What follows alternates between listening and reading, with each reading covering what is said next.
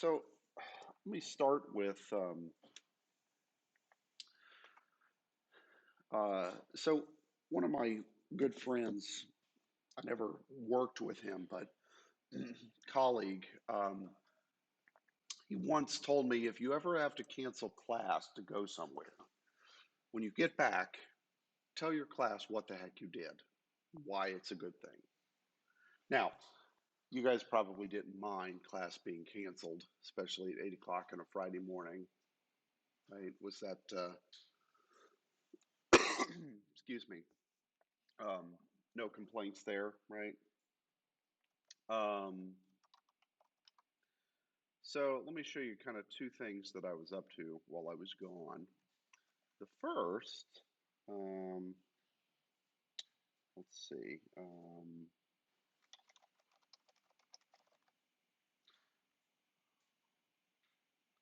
let's see if they have anything on it here.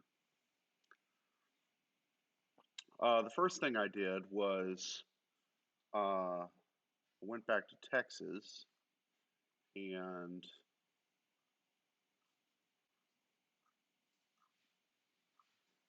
here it is. So I don't want to watch the video, but we'll at least pull up the story.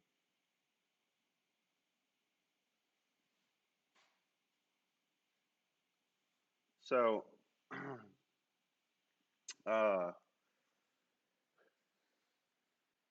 went to a ceremony renaming an event center at an Air Force base after this guy, uh, who was my grandfather, my mom's father. So that was really neat. Uh, and then I went to Chicago to go to this. Now, this is the trashiest website ever. This is how websites looked in the mid 90s, in case you were curious. Um, yeah, so I went to this vintage computer festival. It was at this kind of podunk like little hotel slash conference center that, from the looks of it, does a lot of weddings, probably. That's and vintage computer festivals. But there were some cool projects that I saw there. So let me show you just a couple of them that I saw. So one is I met this guy who goes by the 8-bit guy and he's got a bunch of YouTube videos. Um, but one of the things that he does is he does videos talking about old 8-bit computers, things from the 80s. And he is developed this game called Attack of the Petsky Robots. Let's see if we can find it. Well, I don't want. Let's see if he's got some screenshots on here. No. Anyway, so basically, it's 2020, 2021, 2019. Let me write a game for a computer from 40 something years ago. Why not, right? And then, kind of in doing so, figure out how the thing worked and all the kind of tricks that you had to do to program games back then. So that was pretty cool. I also saw, let's see, where is the core? There are lots of guys showing off all kinds of interesting things. Um, Here it is.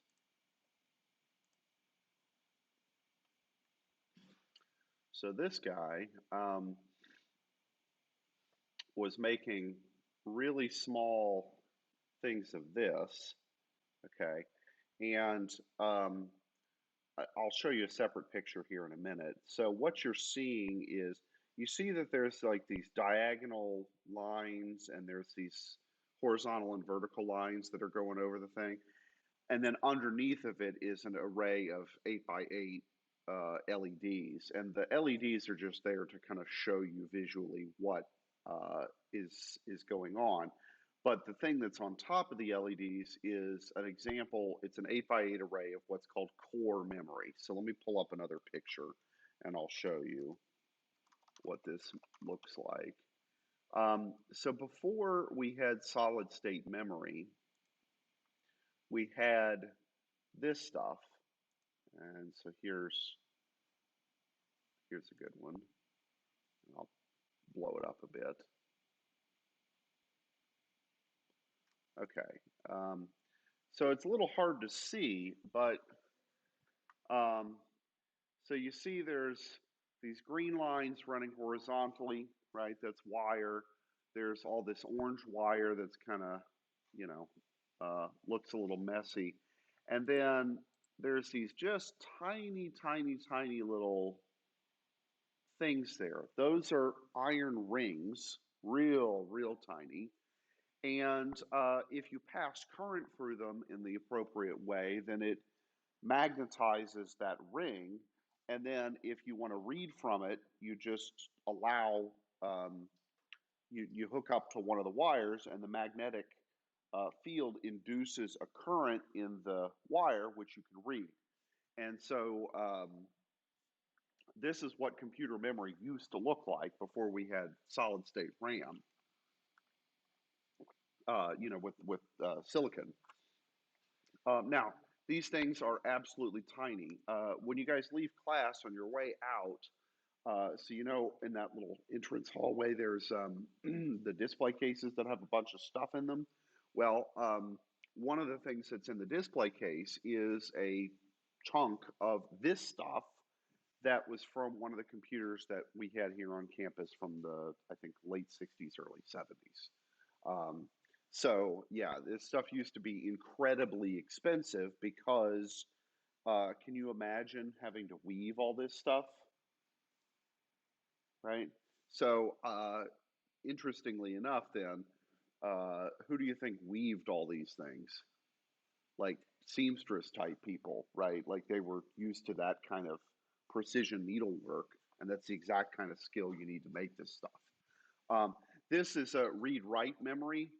There's a variation of it called core rope memory, which I'll show you a picture of too, which would be how you would do read-only memory back in the day.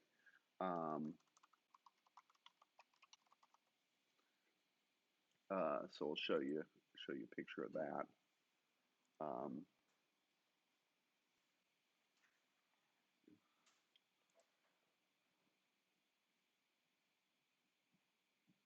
So it's a similar principle that by putting wires either through or not through little magnetic rings, you could treat that as logical 1 or 0. And so some of the wires go through, some of them don't, based on what binary pattern should be stored in this thing. So here, this is a sample from the development for the Apollo program. So the Apollo computers, the computer that was on board the command module, and there was another one aboard the landing module, the programs that they ran were stored on this stuff.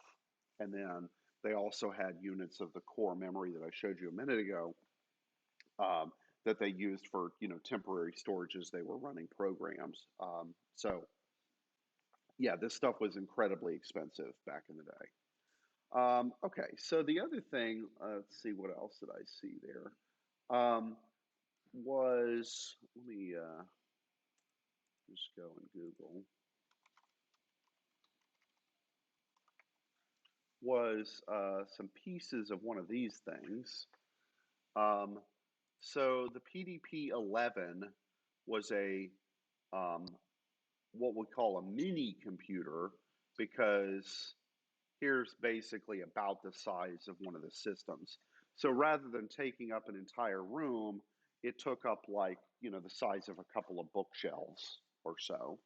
And, you could, so it's 19-inch sort of rack size things, and then there were different units that you could purchase depending on the needs that you wanted for your particular computer.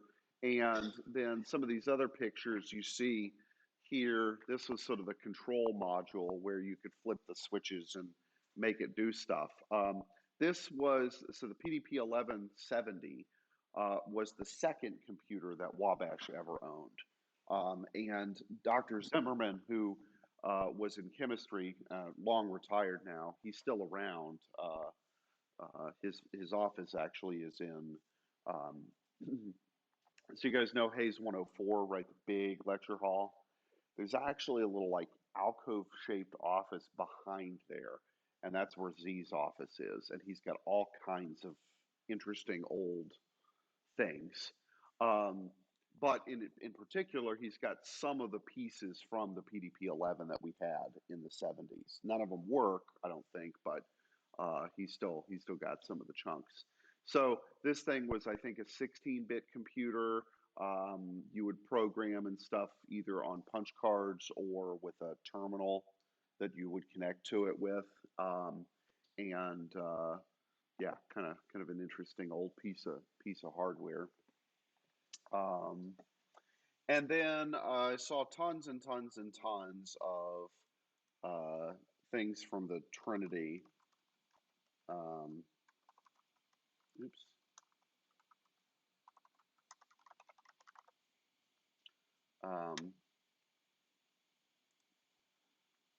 So the Trinity, so to speak, was in 1977.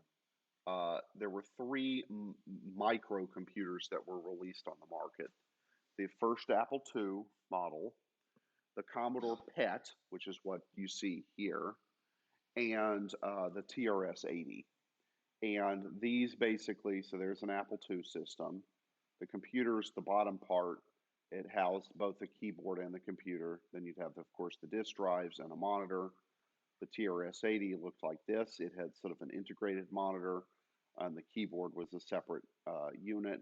And then the PET, which was in the picture up above.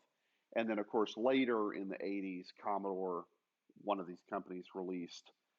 So, all of these companies produced newer models of these things as time went on.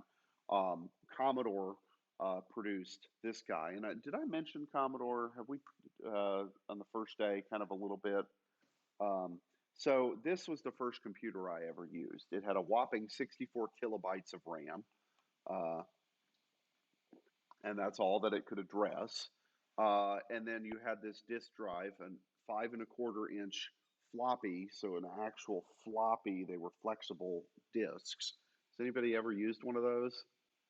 3.5 ones, maybe. You've used a 5.25 for what? The 3.5. Okay, the rigid ones. Okay, anybody actually used a 5.25? The actually floppy floppies? No. Okay, you guys are too young. We'll come by my office sometime. And then this thing, which is on top, I actually bought one. I've been on the hunt for one. Is a tape drive. So audio cassette tapes. Did anybody use one of those when you were kids? I mean, again, you guys are too young. You're all probably part of the CD era, but you used an audio cassette, right? Well, for a little while, actually, uh, you could you could buy programs or use it for storage, and a blank one if you did, and you could use a tape thing, an audio cassette, as a data storage medium. Now, as you can expect, they're very slow, and you need to have like an old style pencil so you can roll it back up if it spills its guts out everywhere. Um, but yeah, so I managed to find one of these. There were all kinds of people selling all kinds of stuff, right? And so I managed to get stack of manuals, um, and a one of these tape drives that was 15 bucks. And I managed to get this. These are actually pretty rare. So the disk drive that you see there, that's this guy. This is the Commodore 1541. It's a 5.25 inch, the floppy disk drive. And they followed this up with a model called the 1541-2, and then there was the 1571, which is cool because it could read and write double-sided discs. So if you had a double-sided disc with the 1541, what you'd have to do is take it out and flip it over to get it to the other side. So it's kind of like an old record. How many of you guys have used a vinyl record? Right? Wow. Okay, that's actually a pretty good show of hands, right? But so what was the case with vinyl records, right? There'd be things on both sides of it, and if you wanted to play the other side, you had to take the needle off and then flip the thing over and then put the needle back on and then play whatever's on the other side. Well, floppy disks were kind of like this, so there were double-sided ones, and on a 1541, if you wanted to read the other side, you had to take the disc out, flip it over, put it back in, and then read the other side. So they came out with a model that could read both sides without you having to flip the disc over. Although that introduced an interesting problem because the drive spun a particular direction. So the second side, it read uh, one direction, but if you were to flip a disc over, it would be the other direction. So you couldn't actually use the old double-sided discs without flipping them over, right? Because the direction was backwards. But they and this was late in the life of Commodore. They followed up with what they call the 1581, and it was a 3.5-inch disk drive for this thing. I managed to find one of those. I hope to hell it works because I paid $200 for it. For 40-year-old disk drives, but we'll find out. Anyway, so I've got one of these in my office. If you want to see them. So anyway, that's what I was up to this weekend. It was really cool. Learned a lot of cool stuff. Met a lot of cool people. There were all kinds of people selling all kinds of stuff, and oh yeah, this guy was interesting. He had so here's more about the PDP-11.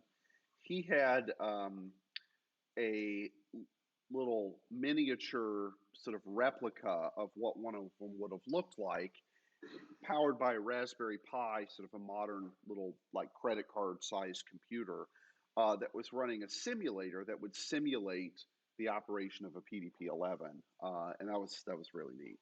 So he built this little project. So yeah, so all kinds of cool stuff. Learned all kinds of interesting things, and hanging out with nerds all weekend is pretty cool. So anyway, all right. So that's what I was up to this weekend. So let's start with let me get an example circuit here, just for the sake of demonstration. Okay, so let's take this little picture here. Okay, so let's look at the circuit on the left. Okay, it's got an XOR gate and an AND gate, and then two inputs. Okay, so what this thing does is it's how you would add two bits together. And we'll talk about how arithmetic works in binary later, but we could have this other more complicated circuit that's got 5 gates and has 3 inputs. Okay, so imagine then if we had lots and lots of these things put kind of in a big line. This would be how you would start to build like a circuit that does binary arithmetic. Okay, and like I said, we'll talk about how we actually do the arithmetic later. But what I want to talk about now is so imagine we have like a bunch of these circuits on the left and right, kind of all plopped in a line with various different inputs, right? So let's say that there's hundreds of these different A and B and C inputs, right?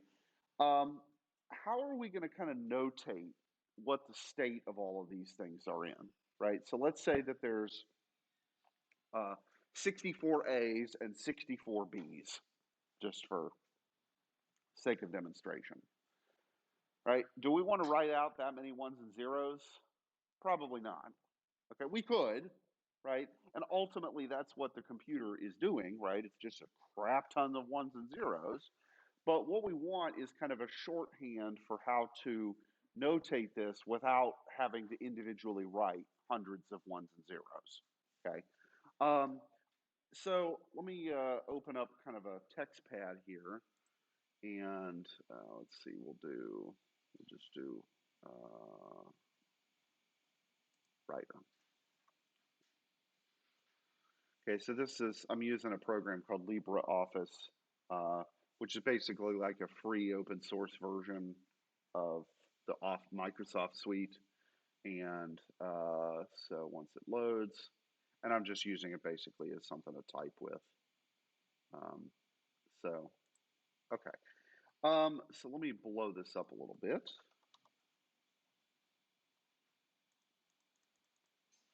So it's a little easier to read.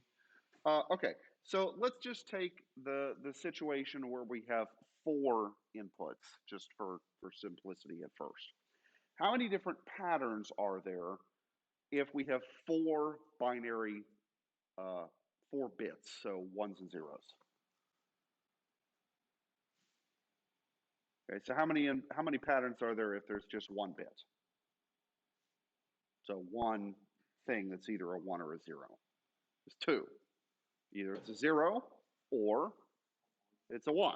Okay, so if you've got 2 bits, how many patterns are there? 4. Okay, because you could have both on, both off, or one on, one off in 2 different ways, right? It's like flipping 2 coins.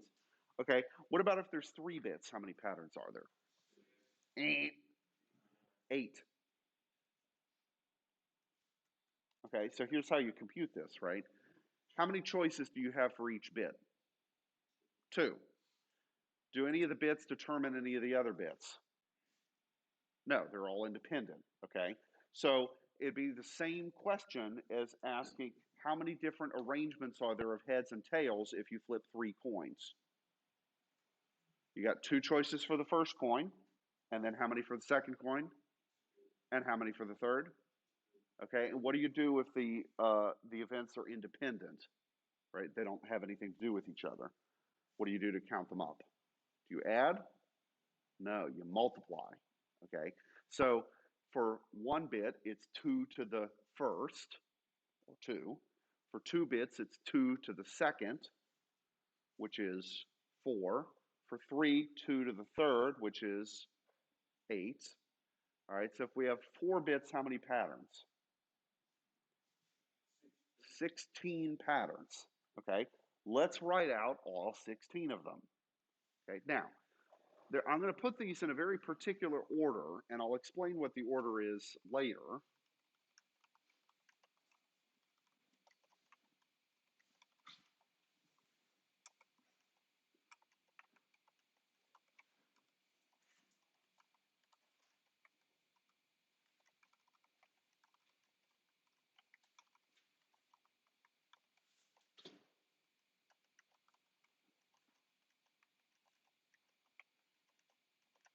Okay, so there's all 16 of them. Okay, is that big enough? Can you guys see it okay? Oops. Yeah? All right. All right, so 16 patterns, right, of ones and zeros. And I put them in, I mean, I could have put them in any order I wanted, right? But I put them in a very particular order, which we'll talk about why this order a little bit later. Okay, so I'll let you guys scribble that down. Let me know, put your hand on your head when you're ready for me to move on and keep typing after you've written everything down.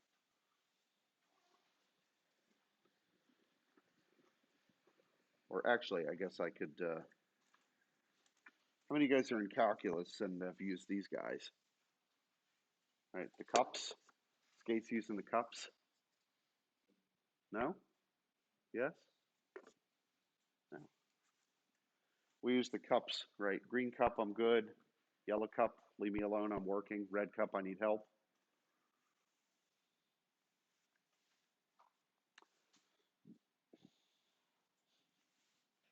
Okay, now hop on one foot and rub your tummy and pat your head. all at the same time, right?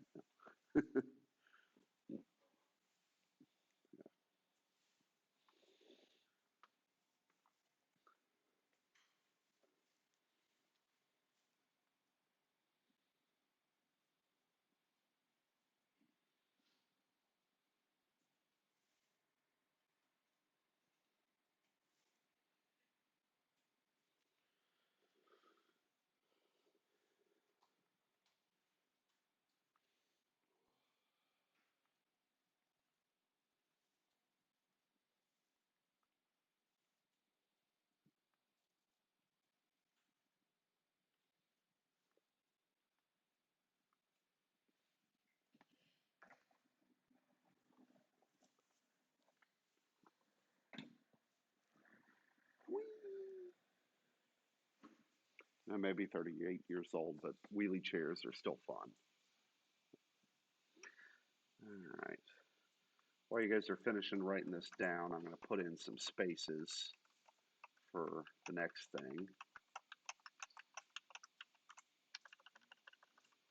Well, maybe. Okay. We good? We got all of them? Yay? Yes? Speak now, forever hold your peace? Okay. So what I'm going to write to the, or type to the right of each of these is a single symbol that's going to abbreviate for the bit pattern that comes before it, okay? So we'll have 0, well, if numlock were on, we'd have 0, 1, 2, 3, 4, 5, 6, 7, 8, 9. Okay, what would normally come here then? What's after 9? Oh, A. How about A? Okay. Yeah, okay. So, oh, that's interesting. I don't know why it's doing that. Okay, so there are 16 patterns, and so the convention that we use is to, well, we've got 10 digits, right, 0 through 9, so we'll just recycle those. But then we want to represent the concept of 10 with a single symbol rather than a 1 and a 0, because how are we going to know if I mean 1, 0 as 10 versus 1, 0 as two of these bit things? Well, so the convention that we use is that we then start using the alphabet and we go A through F for the last 6 of them. Okay, so you can think of each of these single symbols, 0 through F, as really just being an abbreviation for the bit pattern that comes before it. Okay. Now, there's some secret sauce behind it, which we'll talk about in a minute. But for right this instant, you can just think of them as abbreviations, okay, for that 4-bit pattern. And so if I were to say, all right, the bit pattern FF, that would represent 8 ones in a row. And you just sort of take them in chunks of 4. Okay, so is that good? Now, here we did it with chunks of 4. If you do this with chunks of 3, as we discussed, you'd only go up through, you'd only have the first 8 of them without the zeros at the front, and you would notate everything as 0 through 7. That's called octal, and because there's 8 things. That's actually how the PDP-11 switches on the front worked, is that they were in chunks of 3 instead of chunks of 4. Not sure why they did it that way, but they did. Okay, so this system is called hexadecimal. Hex and des for 10 and 6, 16. There's 16 different things. Okay, good? All right, so now, why did I put these things in the order I put them in? Okay, so in order to do that, let me go down below and we'll come back up to this chart here in a second. And let me just write down a number, okay? 1832, right? Pretty popular number around here for some odd reason. So when I write 1832, what does that mean?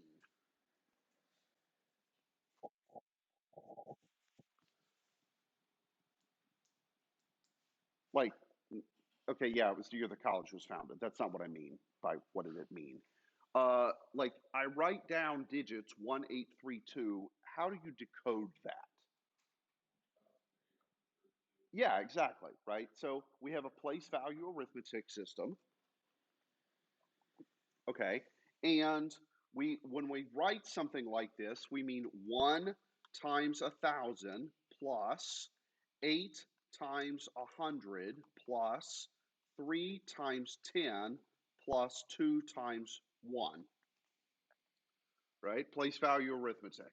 Okay, here's another way to think of it. It's equivalent.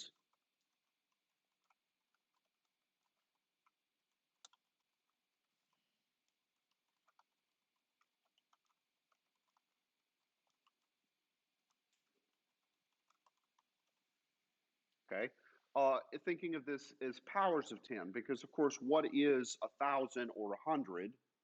Those are 10 squared or 10 cubed or 10 to the what, right? These are all powers of 10, right? And that's how the arithmetic system that we use every day, right? It's all powers of 10. And if we lived in, well, basically anywhere but this country, we would also use this kind of thing for our measurement system. Wouldn't that be great, right? If there were 10 things in the next size thing instead of having to keep up with how many teaspoons are in a pint and how many tablespoons or how many teaspoons make up a tablespoon? Yeah? Or are you guys fans of freedom units? Yeah? Okay, because Merca. Yeah. All right, so, right, base 10, that's how our arithmetic system works, and this is why, of course, the metric system is so handy, because it's also built on a base 10 system.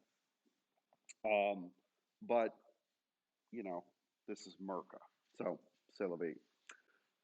Okay, and the exponent thing makes sense, right? Powers of 10, 10 to the 0. What's the convention when you raise something to 0? It means 1, right? Okay, right. So that's our system. Well, why is it that we use a base 10 system? I mean, we don't have to use a base 10 system. The Mayans used a base 20 system. To some extent, the ancient Mesopotamians used a base 60 system. So there's some technical details there that I'll spare you. Why do we use a base 10 system? What's so brilliant about it? Well, look at your bodies, gentlemen. What do you have 10 of? Fingers, right? And hopefully also 10 toes. Um, I don't know. I mean, you guys could have had some freak lawnmower accident when you were a kid and or something. I don't know. Yeah. Has anybody got an extra finger or toe? No. Okay. Anyway, right, we come equipped with 10 fingers. And so if we want to count with these things, wouldn't it kind of make sense to build our arithmetic system around how many fingers we've already got, right? Okay, so we do that. Although there are kind of vestiges of sort of different bases in here. So in English, for example, let's start counting. 1, 2, 3, 4, 5, 6, 7, 8, 9, 10, 11, 12. And then what happens? We switch systems. 13, 14, 15. We switch the first 12, and then 13 and up is a different system. How is it in Spanish? Start counting in Spanish. 1, 2, 3, 4, 5, 6, 7, 8, 9, 10. Then what? 11, 12, 13, 14, 15. Ah, you switched systems right there. 16, right? 10 and 6. Okay. So Spanish switches at 16 to a different system. What about French? Who speaks French here, right? 11, 12, 13, 16. Yeah, 17, 18, same thing. Switches at 16, not at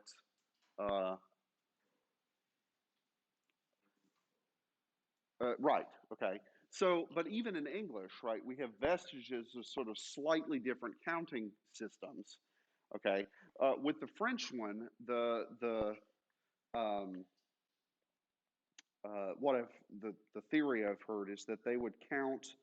They would also use their toes to count, which is why it's more than 10 before you switch over to a different system. But I don't know if that's true. Anyway, and then of course in English or with freedom units, right? This sort of thing, we have the concept of a dozen, and other units that aren't base powers of 10 units. Okay, but anyway, we count with powers of 2. I mean 10, excuse me. All right, now on the computer side, if we want to start counting these bits, right, that can either be 1 or 0, what makes sense to be the base that we use for our counting system? Not base 10 anymore, because everything is either a 1 or a 0. So how many choices? 2. There's 2 choices. So let's use 2 as the base of our counting system instead of 10. Okay? All right. Having made this choice, how do we do it? Okay? So if I write down a number like 1832, okay, we have a convention then about which digit or which symbol, what the order of the places are, okay? So what's the least significant digit of 1832? The 2. It's in the ones place. It has the least, it's in the least place value position, okay? What about the 1? It's in the most, right? Okay, and then the order that we write them in, and this is sort of interesting, right? I write 1832, but in terms of the hierarchy of the values, the smallest one is at the right rather than at the left. That's just the way we write it. Okay, fine. So on the computer, we'll generally follow that convention that the least significant bit is to the far right, but do we have to do it that way? We could do it the other way and put the, basically it'd be right if I wrote 2381 and we interpret it as the year the college was founded. If we just say, okay, we're going to start at the other end. Okay, so we could do it either way, but we'll, for the most part, use the same order that we do in normal everyday arithmetic, because otherwise we'll go crazy. Yeah, okay. So instead of being powers of 10, it'll be powers of 2. All right, so let's go back up to our little chart, and let's sort of, in the same way that we decoded 1832, let's decode these bit values as powers of 2, okay? All right, now all zeros is easy because it makes sense that that ought to be 0, right? All right, but if I were to decode this, what would it be? It'd be 0 times 2 to the third plus 0 times 2 to the second plus 0 times 2 to the first plus 0 times 2 to the 0. Okay, so you see how the same kind of hierarchy of powers that we had with 1832, right? It was cubed, squared, to the first, to the 0. If we had more of these, obviously we'd have bigger powers, right? But I interpreted it the same way, as sort of a base 2 place value arrangement. Okay, does that make sense? Okay, so what are we going to do then for the rest of the other 15 of these things? Well, let's do the same thing, okay? So let me just pick kind of a couple of representative samples, and then I'll let you guys fill in all of them on your own. But like, let's take this one, for example, the 6, okay? How am I going to decode this? What am I going to type? Tell me. 0 times 2 to the third plus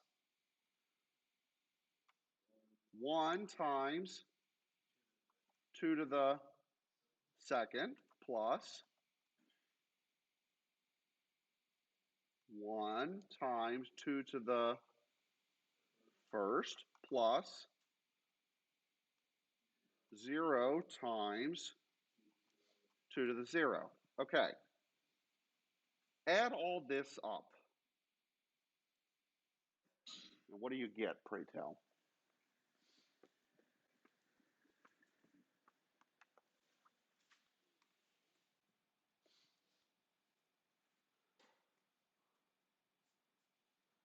Yeah, what do you get? Don't say it all at once.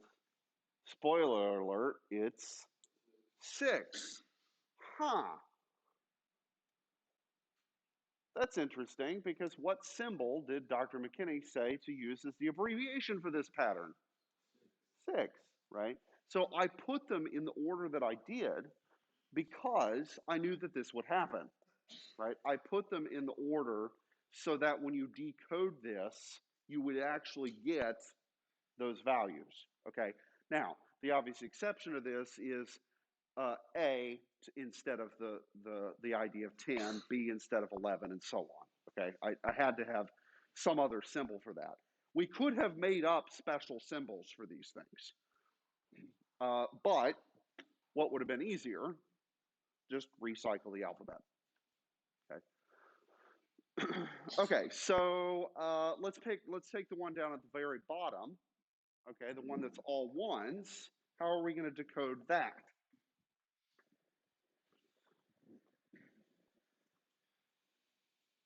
All right, so what am I going to type here?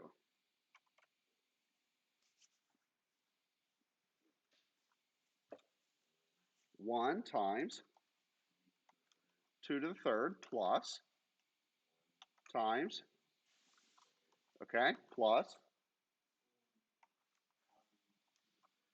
okay, plus 1 times 2 to the 0, okay? So we got, the whole pile there, all ones. And if we add all that up, what do you get? You get 15, okay? Which I've chosen as a single digit or single symbol abbreviation for this to use the letter F, okay? Because that keeps it, like I said, a single symbol rather than being like writing 10, right, which requires 2 symbols. And this way, they're all a single symbol, okay? Okay, so this is the convention as to why I put them in the order that I did.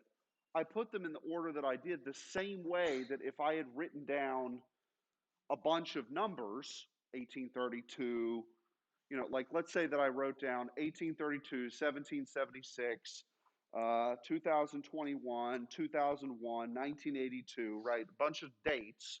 And I ask you guys to put them in order. How would you have put them in order? I mean, you don't even think about it really. You would just do it, okay? But really, what are you doing? How do you tell if one date comes before the other? What do? You look at their most significant digit. So let's take 2001 and 1982. Which one comes first? 82 does. Why? Because what's its most significant digit? Whereas 2001's most significant digit is 2. Okay, now, if I then have, say, 1982 and 1987,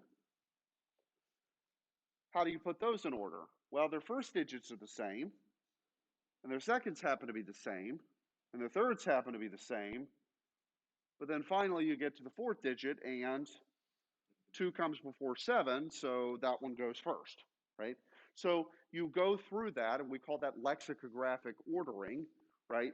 It's the same ordering that you would find words in a dictionary, right? It's just with numbers instead of letters, okay? But it's the exact same concept. Okay, and so you'll notice that the 16 patterns there, I wrote them in basically their dictionary or arithmetic order. Okay, so, and I did that just, well, because I've been doing this forever and it's just sort of automatic, but it's exactly the same way that you would order things in a dictionary or if I gave you a bunch of dates or anything like that. Same thing, right? There's no need to reinvent the wheel and come up with some crazy ass ordering just to torture you guys.